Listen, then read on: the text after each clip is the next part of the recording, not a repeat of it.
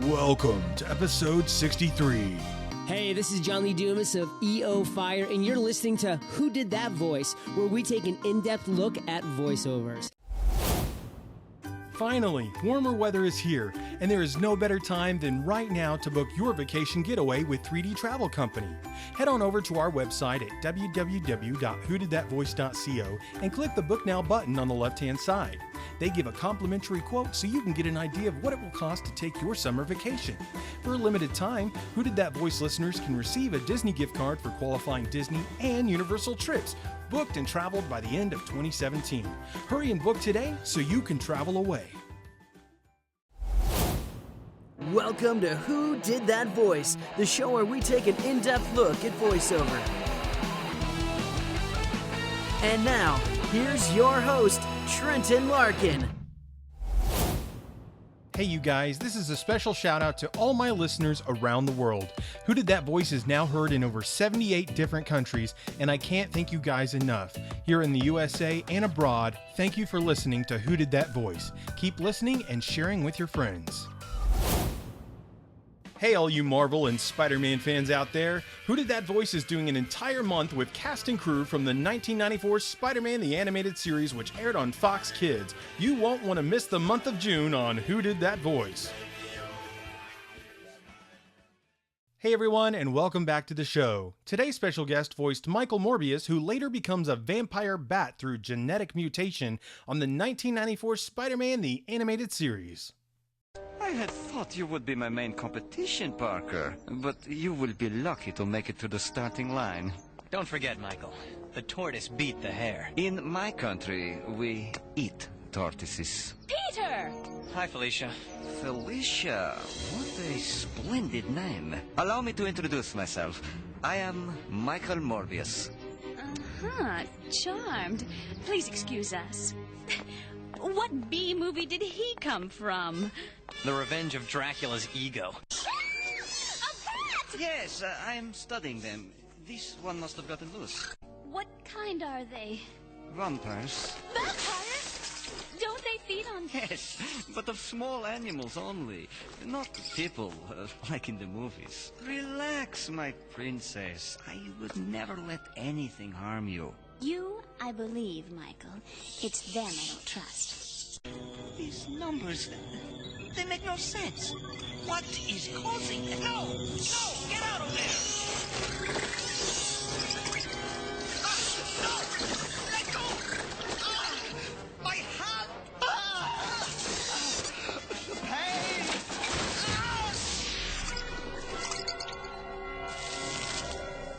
Personal science log. The bite from the bat somehow made me feel stronger. I feel energy surging through me. I can hear every heartbeat around me, and I can defy gravity. Incredible. No! My face, skin, translucent, mesostructure distorted. I have got to reverse this. There is something else. I feel a hunger. Now sit back, relax, and enjoy the show. Hello everyone, and welcome to another episode of Who Did That Voice. Today on the show I have Nick Jameson joining me. Nick, thanks so much for coming on the show. My pleasure. Well, Nick, the very first thing we like to do when we get to know a special guest for the first time is just to find out a little bit about them. So who was Nick, the young boy that grew up into the man he is today, and how did you get into acting, and more specifically voice acting? Well, I started off in music. I did music from a very young age. Then I would say I guess it was about, how long ago was it? Back in 1989, I think, I started doing voiceover. I had a friend who did it, and it just sounded fun. There was a whole series of life reasons why I needed to make money right then, and that seemed like a good way to do it. So that's how that happened, and then voiceover led to doing acting and improv comedy and all kinds of things. It just sort of all merged into one thing. Well, thank you for sharing that with us. And how did you end up getting to where you're living currently, and where is that exactly, Nick? I live in Reykjavik in Iceland, and I came here, I guess, the first time about 5 years ago, and just fell in love with it. And I just kept coming back and coming back and coming back. And then one night I just decided, I want to live here. I just like it here and make everything else work. So I did. It's kind of an unusual way to move somewhere, but there wasn't really any ulterior motive. I just liked the place. That's awesome. What is it? Just the scenery, the people, or kind of a culmination of everything, or? It's everything. It's hard to put my finger on. I just have a connection with the place. It's very largely the lifestyle of just living in a very small town that's also a city. Yeah. Yes, you meet your friends all the time. You can get together. You can walk everywhere, but still you have tons of restaurants and coffee shops and music venues. Huge creative community. There's just lots going on here. So it's just my day-to-day life is just really much better here than it's ever been anywhere else. That's wonderful to hear. I know I was just talking with someone the other day about Reykjavik, Iceland. We were talking about, I'm forgetting the show. It was a Nick Jr. show that they did there. Lazy Town, I believe, is the one it was called. Oh, sure. Yeah, that's a big show here. Yeah. So we were talking about that the other day, and I was like, no way, I'm actually talking to a guy from Iceland like in a couple days. So it was kind of crazy that we were chatting about Iceland. But I think it's awesome that you've been able to move abroad and find a lifestyle that fits for you. Mm-hmm. Well, Nick, the very first thing we're going to really dive in today is Spider-Man. It's the topic of the month. We're talking to cast members and people who've been involved with the cast. And you played Michael Morbius, I think he was Romanian student. And then also Richard Fisk, which I didn't realize that until doing the research for this interview, who was the Kingpin's son. And Roscoe Lee Brown voiced the Kingpin and sadly has passed. But what was it like for you being a part of the Spider-Man show and playing those two big iconic characters? Well, it was a great show. It's unusual in that there were some of the regular voiceover gang there. But the director, I think his name was Tony Pastor. Am I getting it right? Or why do I hear that? Tony Pastor, Tony Shepard. But he was a sort of, I think, a theater director originally, and he wanted to get all his favorite actors in there. So he would get these, guys like Ephraim Zimbalist Jr., Jeff Corey. We had Martin Landau in there. Just a lot of really interesting actors. And, Roscoe Lee Brown. I mean, he's not a guy you usually see on cartoons. Yeah. And he was great. I sat next to him in all the sessions we worked together. We used to quote Shakespeare back and forth at each other and stuff. He was a great guy. And I met a lot of really interesting people that way. I think Martin Landau came in the day he was nominated for Ed Wood. Oh, wow. And he's sitting around the lobby telling jokes and stuff. It was unusual. I mean, most voiceover is done with a group that, of people that do it all the time. But while there were some people like that there were just a lot of interesting actors, people that you'd seen, especially older folks that you had seen forever and ever and ever, or hadn't seen for a while. John Ashton from Aston, is it, from Addams Family, and just interesting people like that. Yeah, absolutely. And for you, speaking with you today, I wasn't sure if you actually had an accent or not. Where did Michael Morbius's accent come from? Was that something that was directed or that you came up with on your own?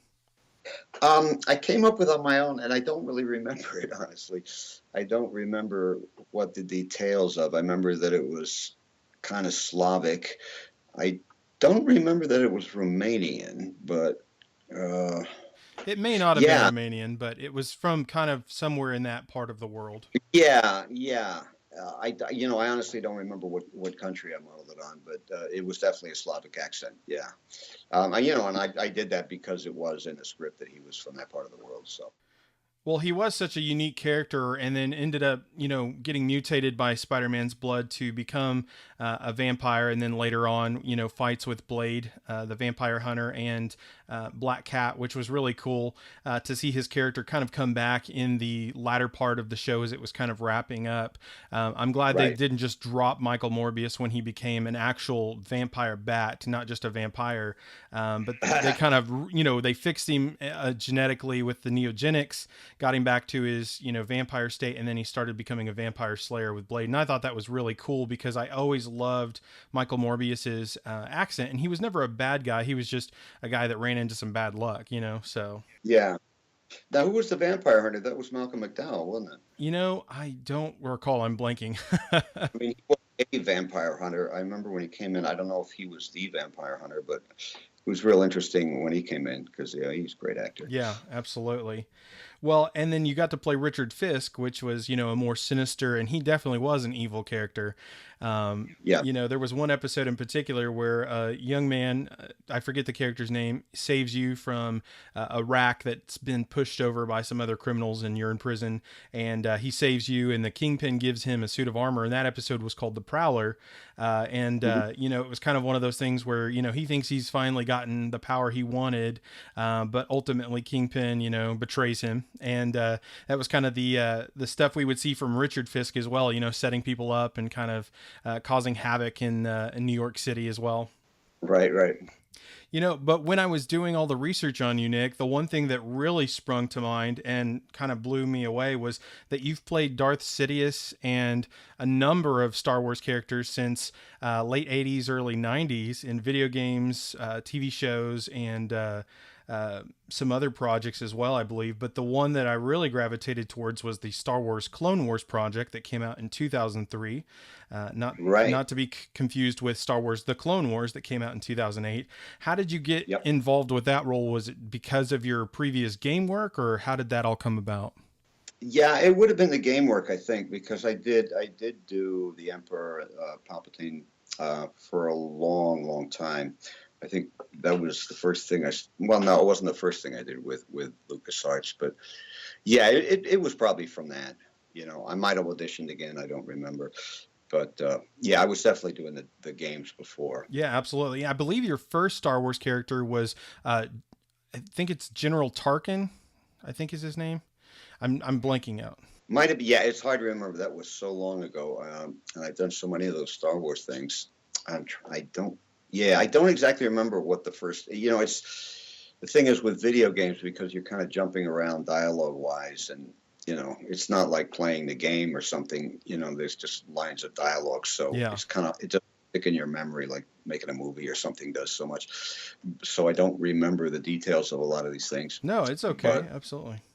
Well, and then I know you actually got to come back on Star Wars The Clone Wars when they kind of revamped the series, and you actually played Darth Dinar, which was a slave world trader, and he was a pretty prominent character from his planet. And it was cool that you got to come back, but I never really understood why, or I don't know if do you know why they created two different Star Wars shows that were similar and called The Clone Wars, or?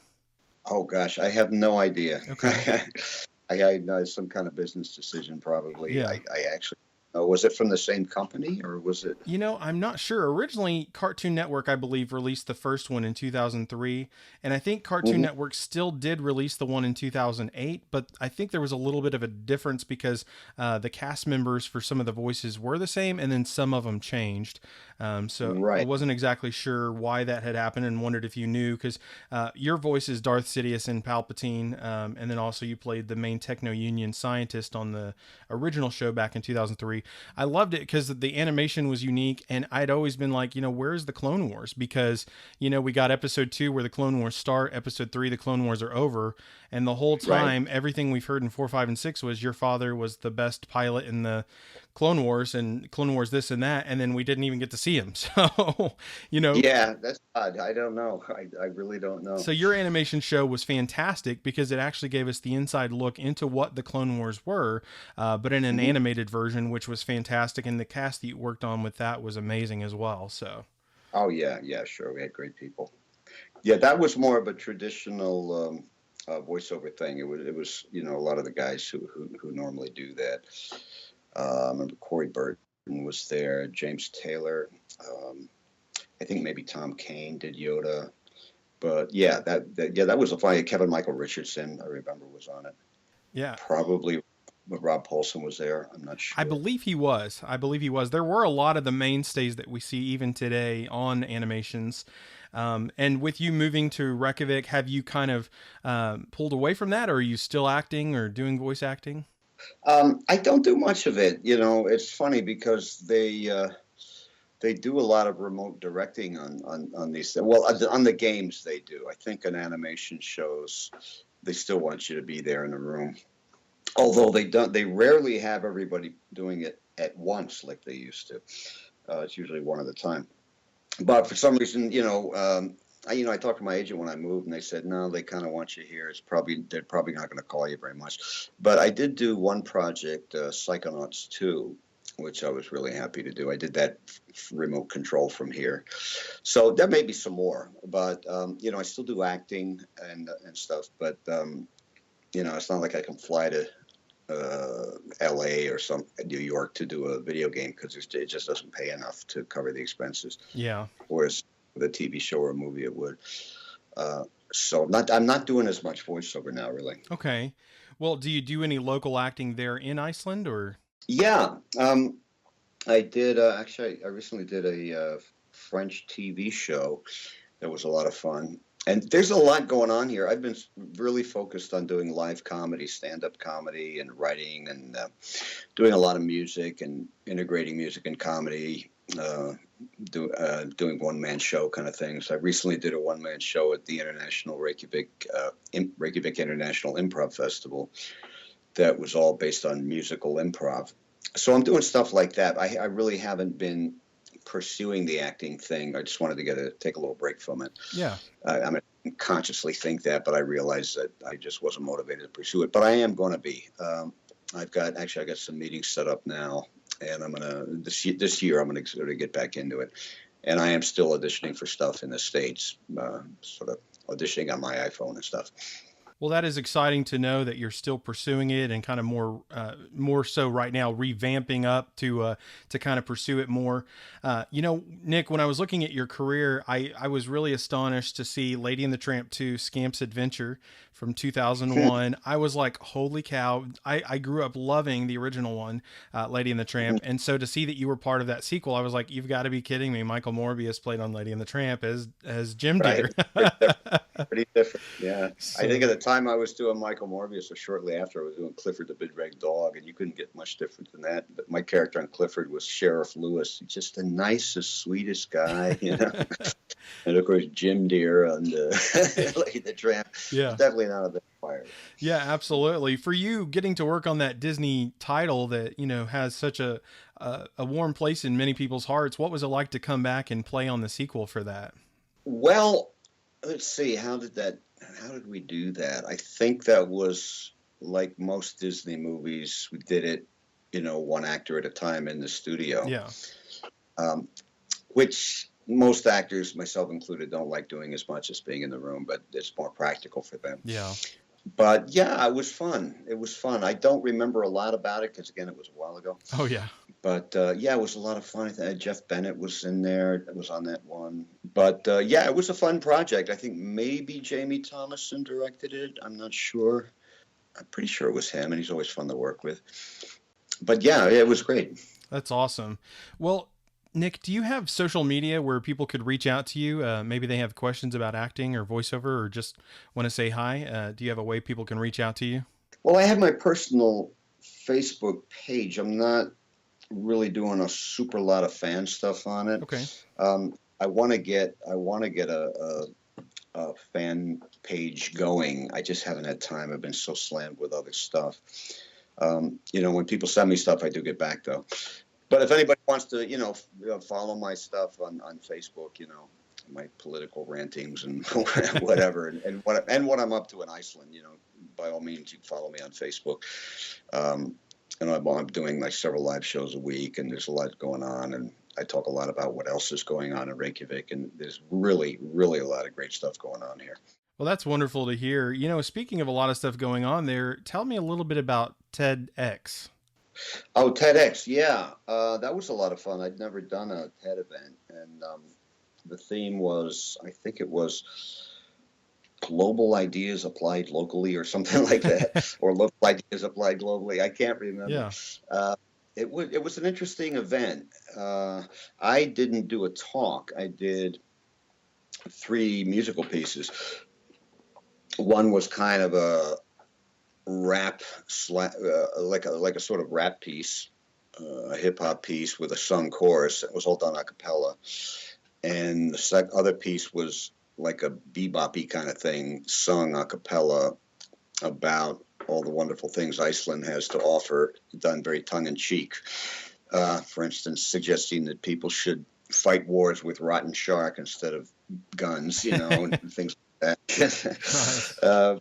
And then I just did a straight-ahead ballad, one of my own songs, with an octave mandolin. And it was a good event. It really was a lot of different folks talking about different stuff. I think I was probably the only person doing music.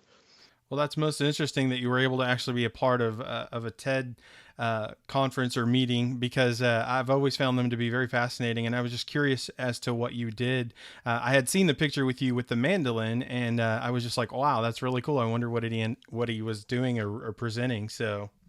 Yeah, well, that's what they asked me to do. I mean, if they'd asked me to do a talk, I certainly would have. Yeah. But I think the organizers saw me performing stand-up comedy, and they originally asked me if I did slam poetry, because they knew I rapped, because I did hip-hop shows too, and they saw me in some of those.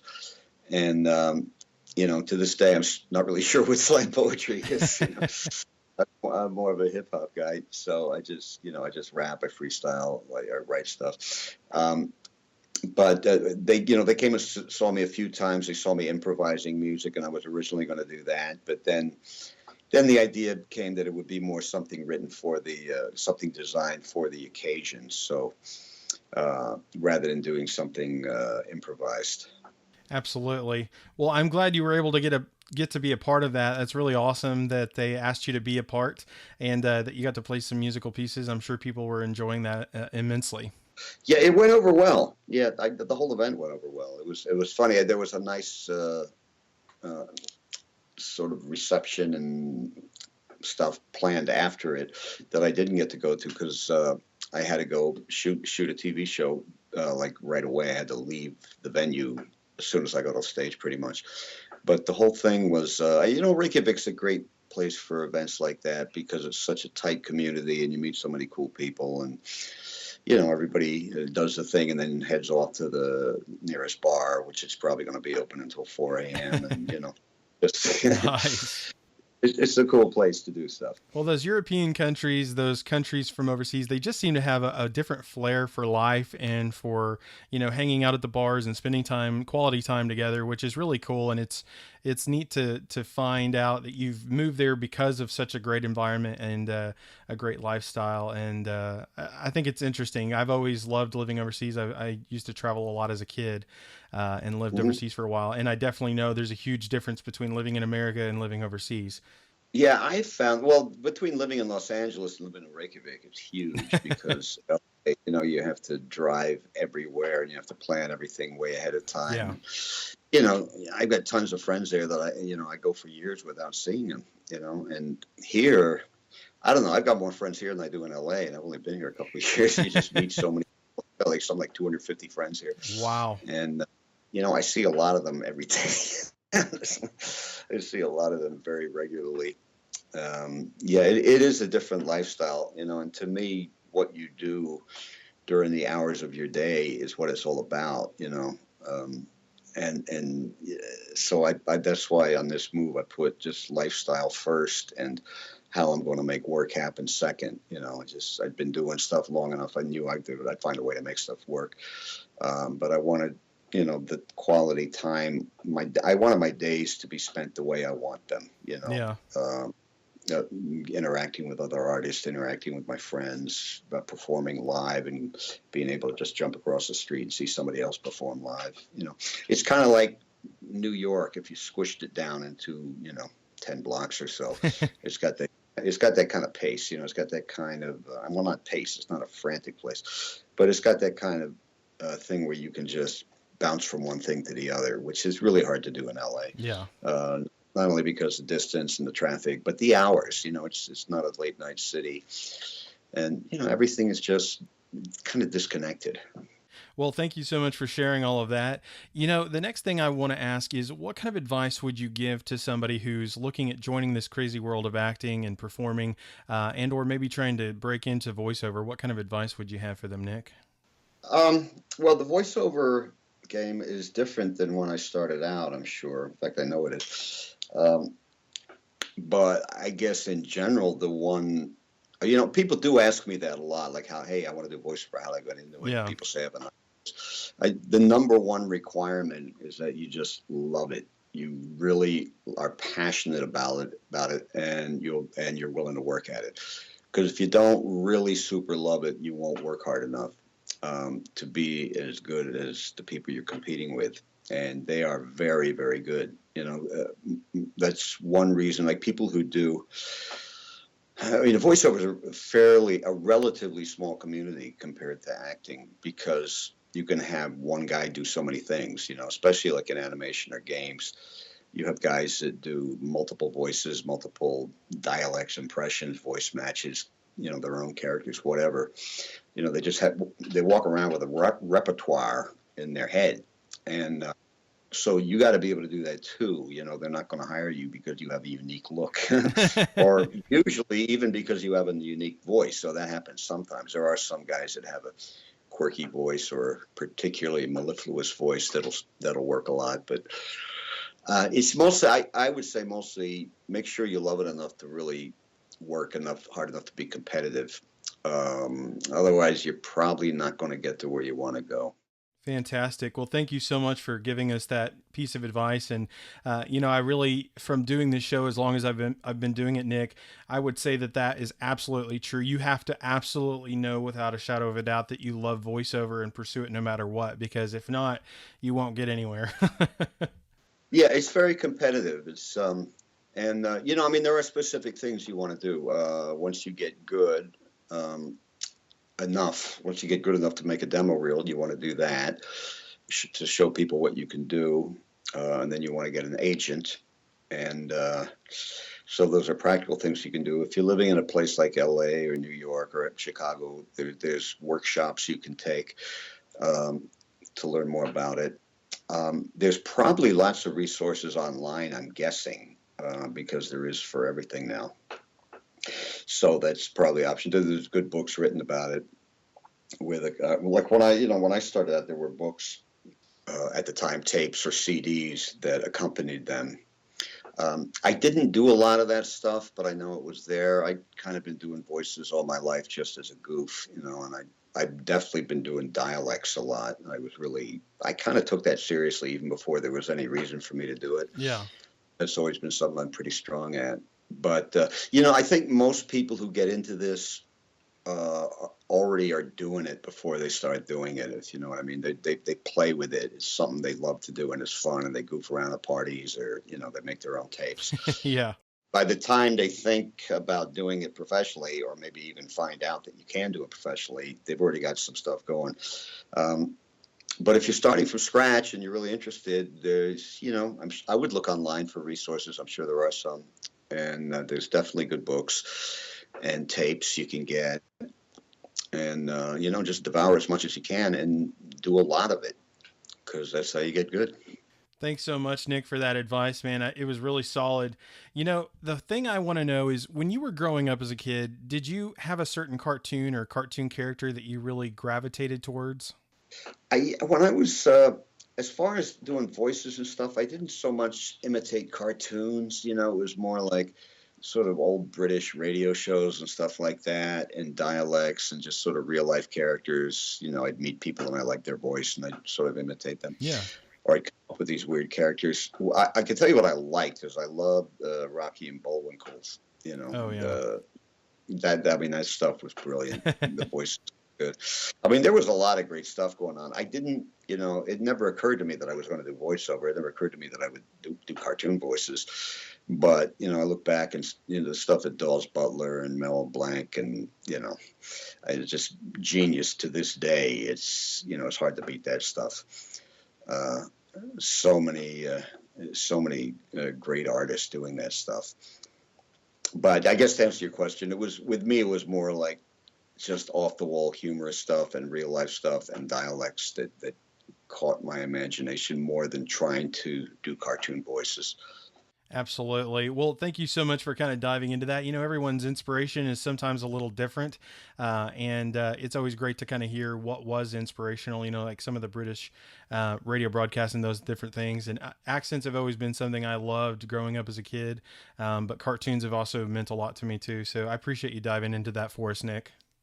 Yeah, well, I loved cartoons when I was a kid. It's just for some reason I didn't think so much about those voices, with a few exceptions, I guess, Yeah. But it's interesting. Absolutely. Well, Nick, it has been awesome chatting with you, man. I have one final question for you today, and we will wrap this up. The question is, what is the legacy that you want to leave behind? God. Boy, this is about the last thing I've ever thought. I don't know. What is a legacy? I mean, what does that mean exactly? I guess I'd have to look it up. Does that mean what people you remember you for? Yeah, like in 100 years, what do you want people to say about you? Work. Yeah. Oh, geez, let me think. Well, as far as the work I've done, it's hard, I don't even know how to answer that. You stymied me, Trent, and I got to admit, because I don't think enough first. I mean, my thing is to live every day completely 100% and, be passionate and do what you love and try to help people and stuff. But what I would like people to know about me is that I really did pursue my dreams, and I've had a lot of different careers, a lot of different things I've done. I jump around a lot, and that can be a blessing and a curse. Because some people, dedicate their life to playing guitar or whatever, and end up being masters and brilliant at it. Or some people do voiceover and nothing else and absolutely master it. For me, my thing is always, I've always wanted to do more than one thing, and I kind of keep shifting around, and then I'll go back and integrate what I did 10 years ago with what I'm doing now. So, but I guess the point I want to make is that I always, Joseph Campbell said, followed my bliss, Yeah. I did what I wanted to do, and I believed I could do it. And I believed that having the passion for it was not only necessary in order to be any good at it, but it was kind of the whole reason for doing it, So I didn't spend any time doing stuff, or very little time doing stuff I didn't like, or that I wasn't interested in. I've always been able to do things that interest me and sort of grab my passion. I get excited about, and can be creative with. And so I would just, I guess, like people to know that that's possible, that if you think you would want to live that way, I can testify that it's possible, Yeah. I mean, it depends on your values. And if that's important enough to you that you will, forego, having a huge pile of money that you can count on, or security, or, for me, it's always been, passion about what I do has always been my priority, much more than security or achieving a certain amount of notoriety or anything like that. There's been times in my life where I could have stayed on a certain course and become more quote unquote successful. Like I could have stayed with Foghat, I quit them right when they got big, but I just wasn't interested in doing it anymore. And that's kind of been the way it's been for me. I could have stayed in LA and probably just kept doing what I was doing and getting more jobs and blah, blah, blah. But I wanted to come here to Reykjavik and see what the hell happened. And I tell you, it's the best thing I ever did. So I guess, I don't know if it's a legacy, but my message would be, follow your bliss and don't be afraid, and doors will open where you didn't know there were doors. That's the Joseph Campbell quote that I really believe in. Well, thank you so much, Nick. I really appreciate you diving into your life and your career and the advice and the legacy that you want to leave. And I think, ultimately, pretty much what you've said is just follow your heart and, dream your dreams, So Yep. that's pretty epic, man. I really appreciate it. Yep. Well, Nick, it has been an absolute honor and pleasure having you on the show today. Would you please give us a special closeout as Michael Morbius from Spider-Man, the animated series? So hello everybody. Who did that voice? As far as Morbius, it is to the best of my recollection that I did that voice. I was undead during a lot of the time, and being undead affects your memory, so I'm told. So I may not have the recollection, but I remember Felicia very well. I am quite sure that I will always have great passion for Felicia. And I want to thank you all for listening, and I hope that if you become a vampire, you'll enjoy it as much as I did. We're not all so bad. All right, folks. Have a good day. Bye-bye. Well, everyone, I sure hope you enjoyed today's episode with Nick Jameson, the voice of Michael Morbius. And if you did, please find me on Facebook, Twitter, or Instagram by searching Who Did That Voice. I would love to hear from you. A question you might ask yourself is, where can I listen to Who Did That Voice? That's an excellent question. You can hear us on iTunes, Stitcher Radio, TuneIn Radio, YouTube, and our website at www.whodidthatvoice.co. Click the Episodes tab and listen away.